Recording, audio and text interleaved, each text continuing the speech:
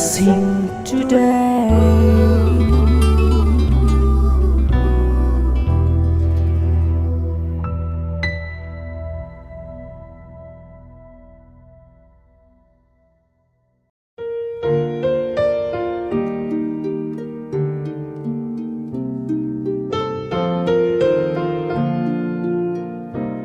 Welcome to blessing today.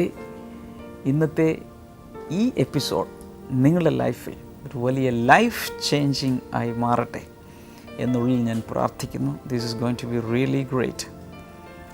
ഇന്നത്തെ episode sponsor ചെയ്തിട്ടുള്ള ബാംഗ്ലൂരിൽ നിന്നും സാബു എന്ന ഒരു സഹോദരനാണ്. നമുക്ക് ചേർന്ന് തനിക്ക് വേണ്ടി പ്രാർത്ഥിക്കാം. കർത്താവേ, ഈ സഹോദരനായി പ്രാർത്ഥിക്കുന്ന തൻ്റെ ബിസിനസ്സിൻ്റെ മേൽ വലിയ അനുഗ്രഹങ്ങൾ വന്നു ചേരട്ടെ. അതുകൂടാതെ തനിക്ക് സ്വന്തമായൊരു പ്രോപ്പർട്ടിയും വർക്ക്ഷോപ്പും ഉണ്ടാകേണ്ടതിനായി പ്രാർത്ഥിക്കുന്നു. മകളുടെ വിദ്യാഭ്യാസത്തിനും ഭാവിക്കുമായി പ്രാർത്ഥിച്ച് അനുഗ്രഹിക്കുന്നു കർത്താവേ.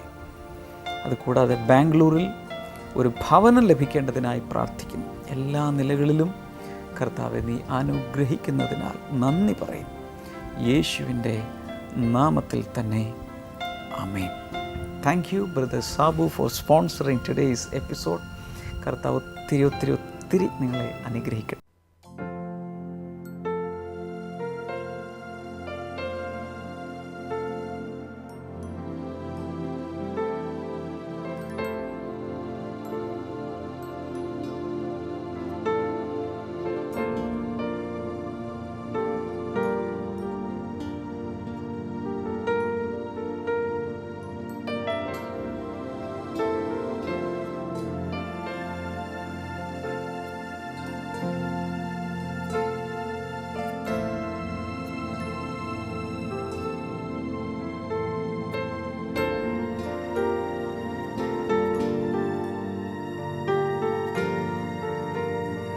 ഈ ആഴ്ചയിൽ നിങ്ങൾ കേട്ടുകൊണ്ടിരിക്കുന്ന സന്ദേശ പരമ്പര ദ പ്രാക്ടിക്കൽ ലിവിങ്, പ്രായോഗിക ജീവിതം, അതിലെങ്ങനെയാണ് നമ്മുടെ കുടുംബത്തിൻ്റെ പ്രത്യേകിച്ച് സാമ്പത്തിക കാര്യങ്ങൾ കൈകാര്യം ചെയ്യേണ്ടത്.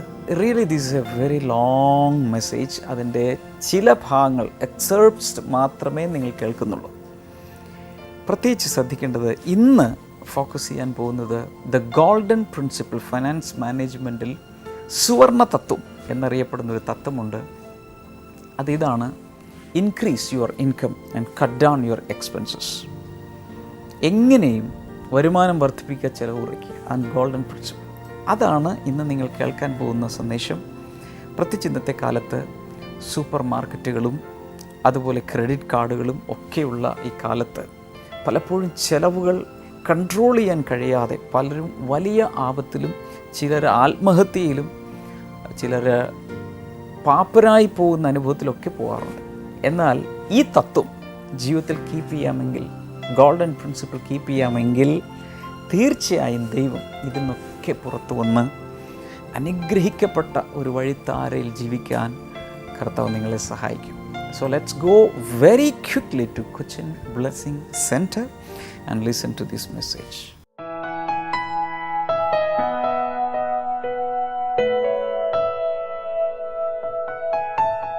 Do you remember I gave you a golden principle in connection with spending for family needs? ഞാൻ കുടുംബത്തിന്റെ ആവശ്യങ്ങൾക്ക് വേണ്ടി ചെലവഴിക്കുന്ന കാര്യം പറഞ്ഞപ്പോൾ നിങ്ങൾക്ക് ഞാനൊരു സുവർണ തത്വം നൽകിയിരുന്നു. എന്താണെന്ന് ഓർമ്മയുണ്ടോ? Increase your income, cut down your expenses. നിങ്ങളുടെ വരുമാനം നിങ്ങൾ വർദ്ധിപ്പിക്കുക, നിങ്ങളുടെ ചെലവുകൾ നിങ്ങൾ ചുരുക്കുക. That is the golden principle for everyone. ഇത് എല്ലാവർക്കുമുള്ള ഒരു തത്വമാണ്. Hallelujah. Hallelujah. Somebody said people are sometimes very funny. ചില ആൾക്കാർ പറയാറുണ്ട്, ചില ആൾക്കാർ പല സമയത്ത് നമുക്ക് ചിരി വരും കണ്ടു കഴിഞ്ഞാൽ. Because they spend money they don't have to buy things they don't need to impress people they don't like. ചില ആളുകൾ സാധനങ്ങൾ വാങ്ങിക്കുന്നത് ഇല്ലാത്ത പണം കൊടുത്ത് നമുക്ക് ഇഷ്ടമില്ലാത്ത ആൾക്കാരെ വാങ്ങിപ്പിക്കുവാൻ ഇഷ്ടമല്ലാത്ത സാധനം വാങ്ങിക്കുന്നു. എന്ന് പറഞ്ഞാൽ ഇല്ലാത്ത കാശ് കൊടുത്ത് ആവശ്യമില്ലാത്ത സാധനങ്ങൾ മേടിച്ച് നമുക്ക് ഇഷ്ടമില്ലാത്തവരുടെ മുമ്പിൽ എനിക്ക് കൊണ്ടുവരാന്ന് കാണിക്കും. People are sometimes funny. They don't need it. They don't need that. അവർക്കത് ആവശ്യമില്ല. But because of that enemy, പക്ഷെ അവളെ കാണിച്ചു കൊടുക്കാൻ I will buy it. അതിനുവേണ്ടി ഞാൻ വാങ്ങിക്കും. Even if I have to draw some money on loan for high interest, I will buy it. ഞാൻ പലിശക്ക് ഉയർന്ന പലിശക്ക് പണം എടുത്താലും ഞാനത് വാങ്ങിക്കും. Hallelujah. Hallelujah. If you are like that, say hallelujah. അങ്ങനെയുള്ളവരൊന്ന് ഹല്ലേലൂയ പറഞ്ഞേ. All are like that. എല്ലാവരും അങ്ങനെയുള്ളവരാണോ? Funny. കൊള്ളാം. Never be like that. ഒരിക്കലും അങ്ങനെ ചെയ്യരുത്. Ask yourself, do I need this? ഇത് ശരിക്കും എനിക്ക് ആവശ്യമുണ്ടോ എന്ന് ആദ്യം ചോദിക്കുക. Check your motives. നിങ്ങളുടെ ഉദ്ദേശ ലക്ഷ്യത്തെ നിങ്ങൾ ചോദ്യം ചെയ്യുക. If it is really needed, okay. And if you have money, okay, good. നിങ്ങൾക്ക് ശരിക്കും ആവശ്യമുള്ള കാര്യമാണ്, നിങ്ങൾക്ക് അതിനുള്ള പണമുണ്ടോ, വാങ്ങിക്കുക. No problem. ഒരു പ്രശ്നമില്ല. I'm going to give you some tips to increase. How many of you want to increase your income? നിങ്ങളുടെ വരുമാനം വർദ്ധിക്കുവാൻ ആഗ്രഹമുള്ളവർ കൈവയ്ക്കുക.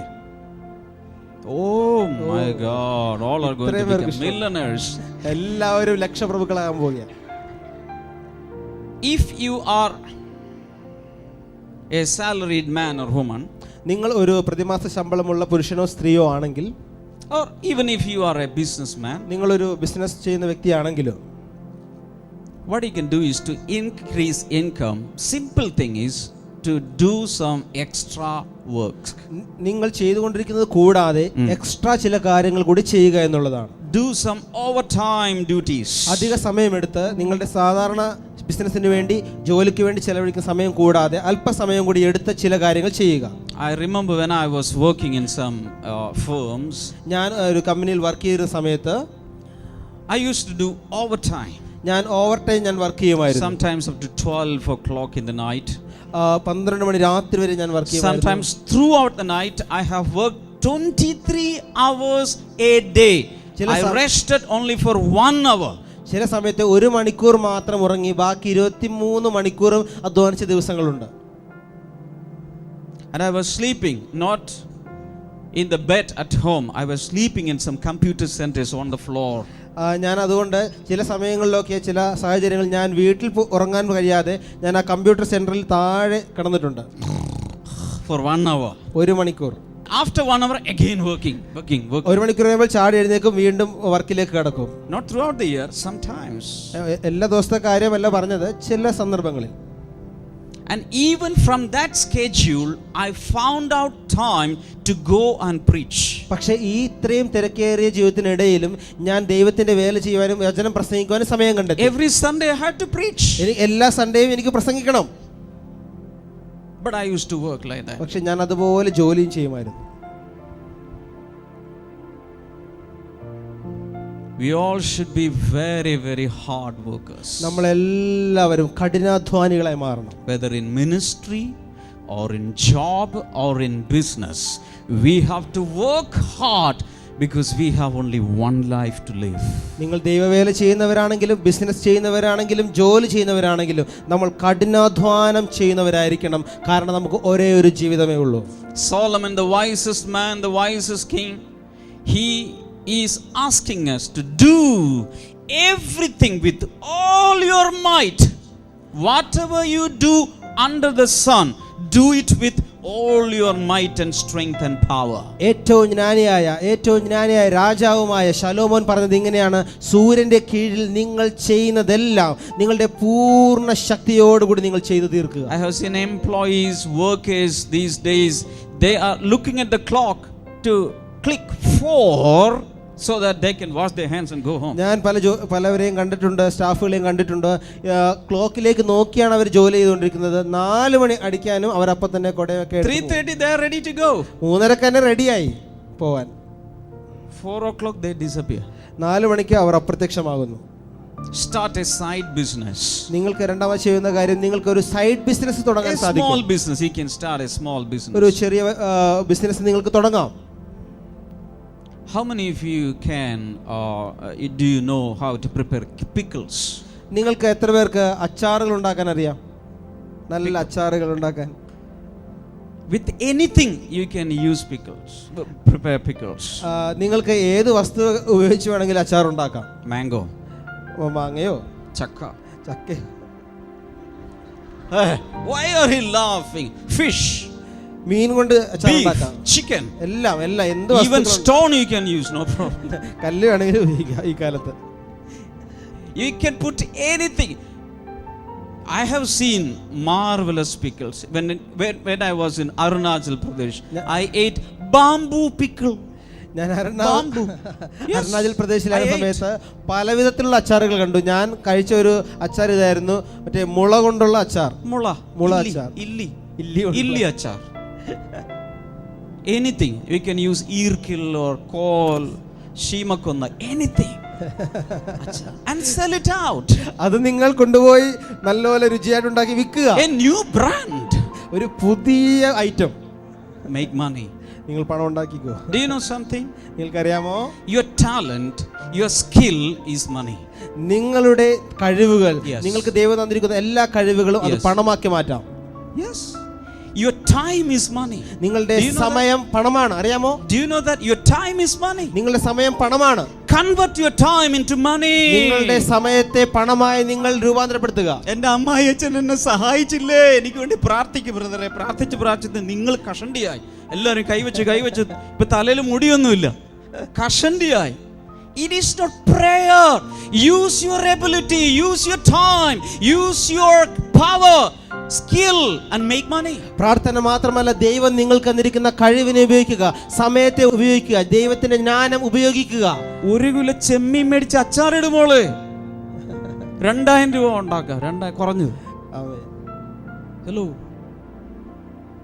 മുടി വെട്ടാൻ അറിയാം, മുടി വെട്ട്, പൈസ ഉണ്ടാക്കാം, ഷെയിം ഒന്നും വേണ്ട. Do any job.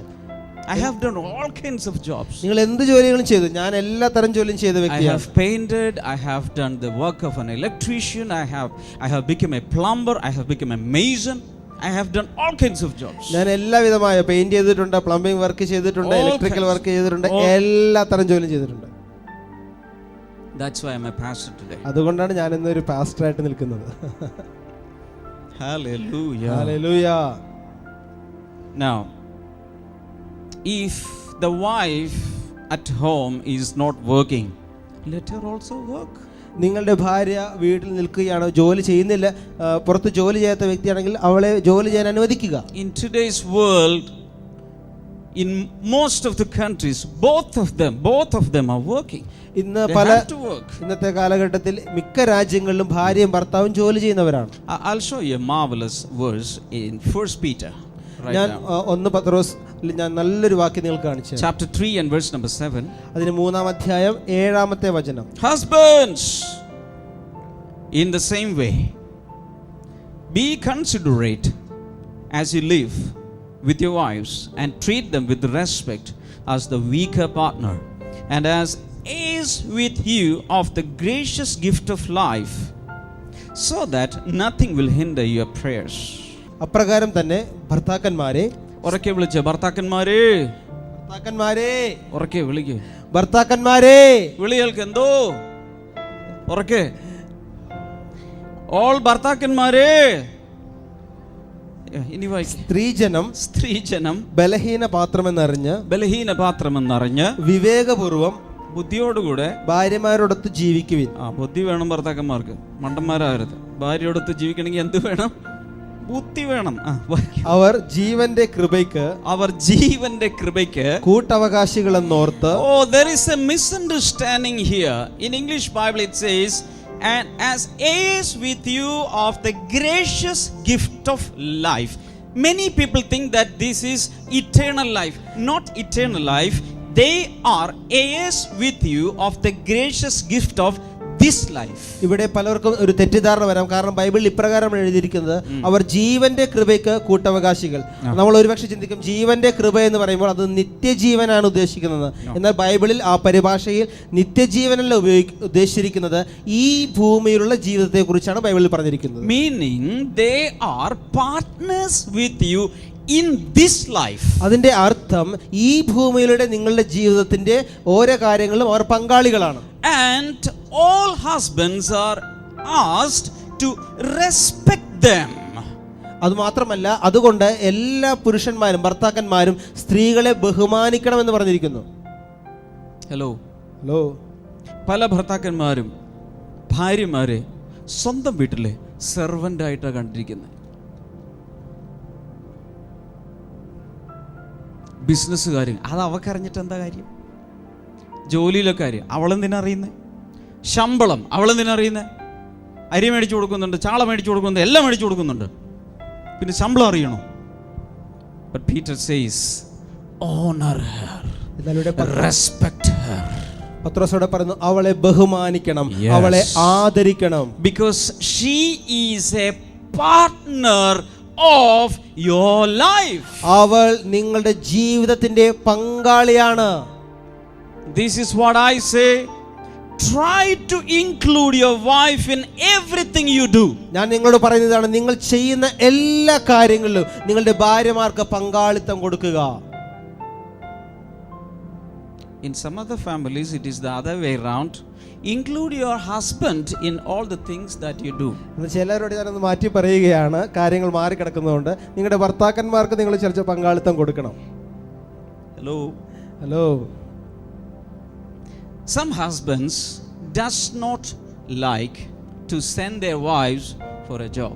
ചില ഭർത്താക്കന്മാർക്ക് അവരുടെ ഭാര്യയെ ജോലിക്ക് വിടാൻ ഇഷ്ടമല്ല. Because they are sure that if they send their wives, she will never come back. അവര് ഒരു കാര്യം ഉറപ്പാണ്, ഞാൻ ഭാര്യയെ അയച്ചു കഴിഞ്ഞാൽ ഒരിക്കലും മടങ്ങി വരില്ല. She'll go with someone else. ആരുടെ കൂടെയും പോയി കളയും. Oh, if you have such a wife, chain her അങ്ങനത്തെ ഒരു ഭാര്യ ഉണ്ടെങ്കിൽ കെട്ടി ചങ്ങലയ്ക്ക് to the windows or some bars ഏതെങ്കിലും and give her food. തൂണിലോ ജനലിലൊക്കെ ചങ്ങലയ്ക്ക് ഇട്ടിട്ട് ഭക്ഷണം കൊടുത്തുകൊണ്ടിരിക്കുക. But if you can trust your wife, send your wife for some job. നിങ്ങളുടെ ഭാര്യ നിങ്ങൾക്ക് വിശ്വാസമുണ്ടെങ്കിൽ നിങ്ങളുടെ ഭാര്യയെ നിങ്ങൾക്ക് ജോലിക്ക് അനുവദിക്കാം.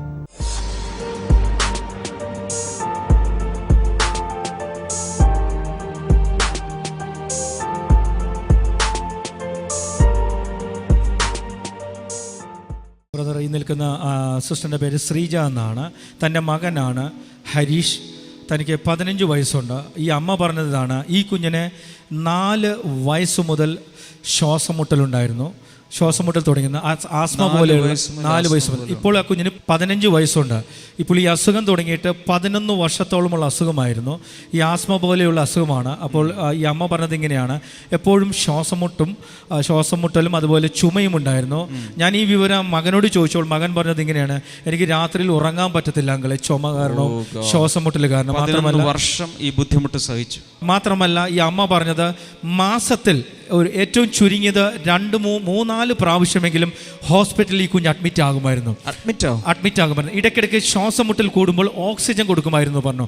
അങ്ങനെയെല്ലാം ഒത്തിരി പ്രശ്നത്തിലൂടെ ഈ കുഞ്ഞ് കടന്നു വരികയായിരുന്നു.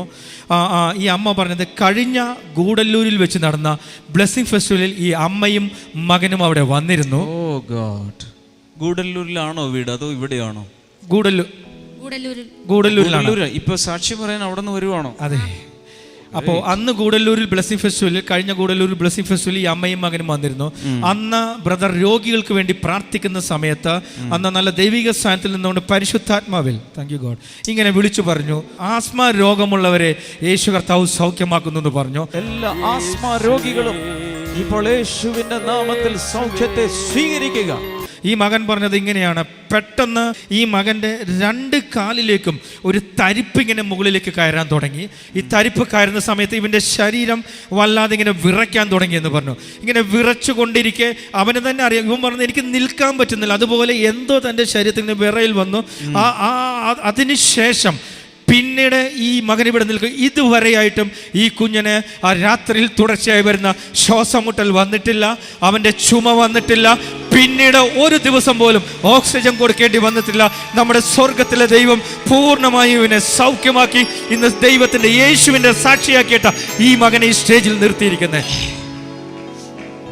എല്ലാവരും ഒന്ന് എഴുന്നേൽക്കാമോ? എഴുന്നേറ്റ് നിന്ന് കൈകളടിച്ച് ഈ ബാലനെ സൗഖ്യമാക്കിയ കർത്താവിനെ ഒന്ന് ആരാധിക്കാമോ? കൈകൾ അടിച്ച് സ്തുതിക്കാമോ?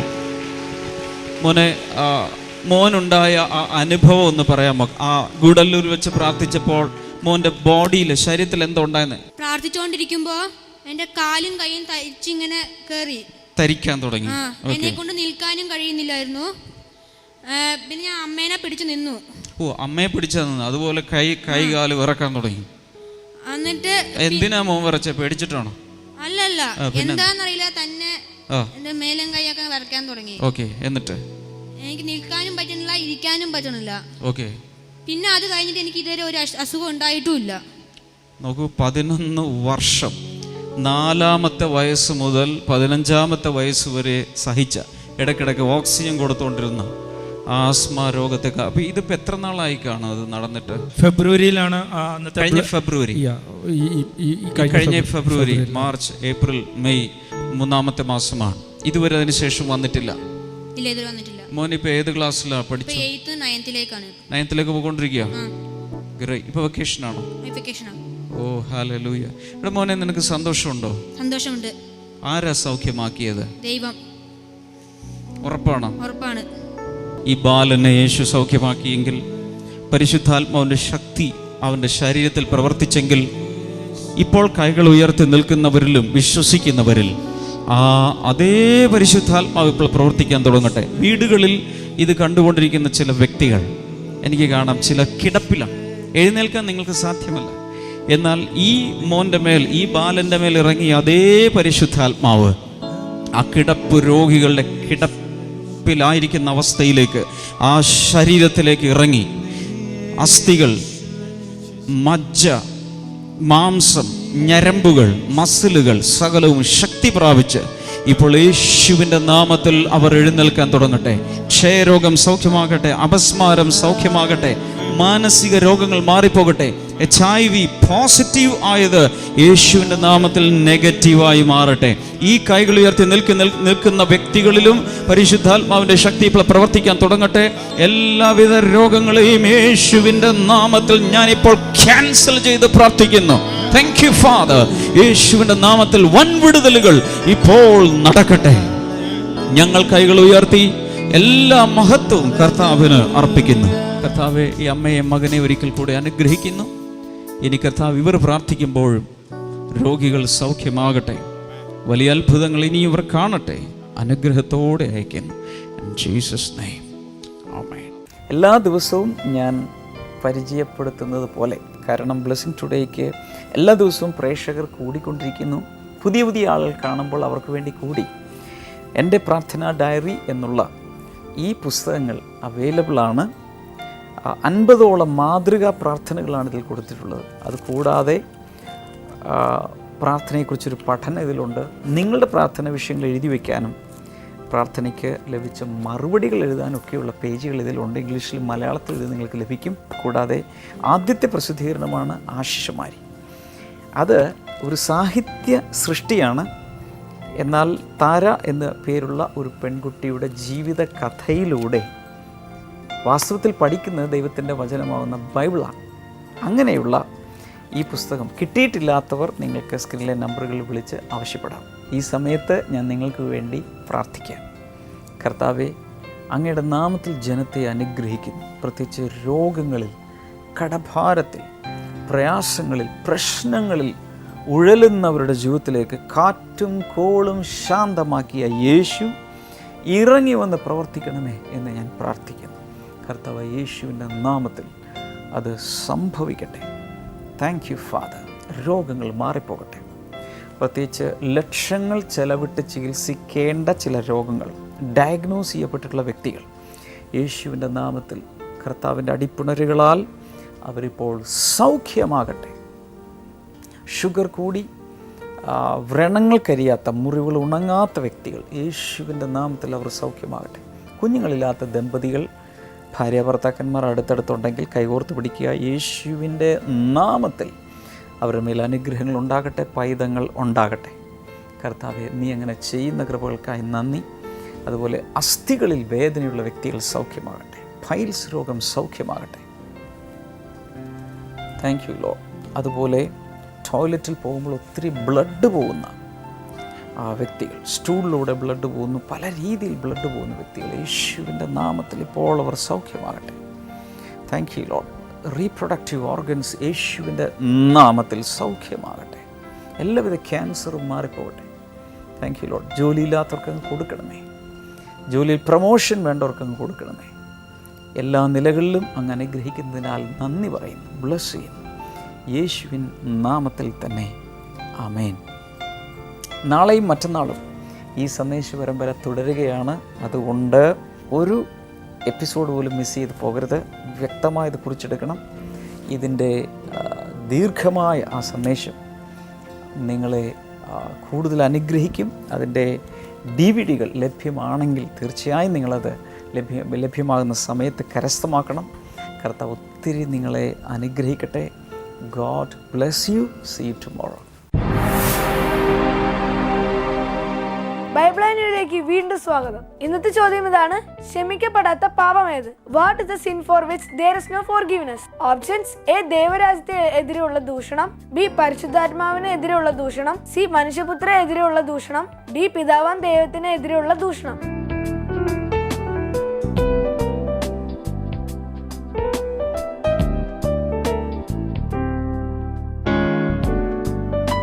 നിങ്ങളുടെ ഉത്തരങ്ങൾ 9645221221 എന്ന നമ്പറിലേക്ക് SMS ചെയ്യുക.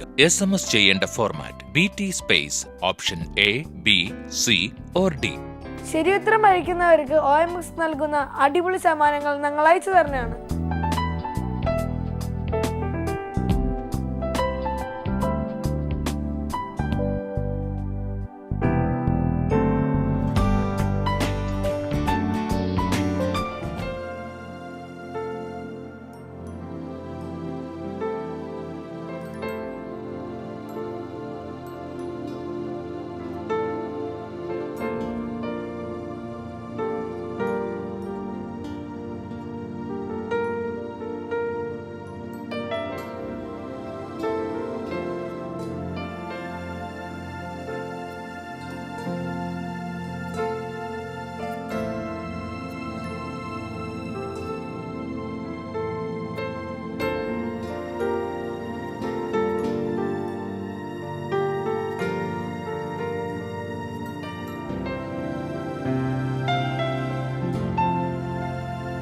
ഞങ്ങളുടെ address blessing today, post box number 2215, Edappally PO, Kerala, India 682024.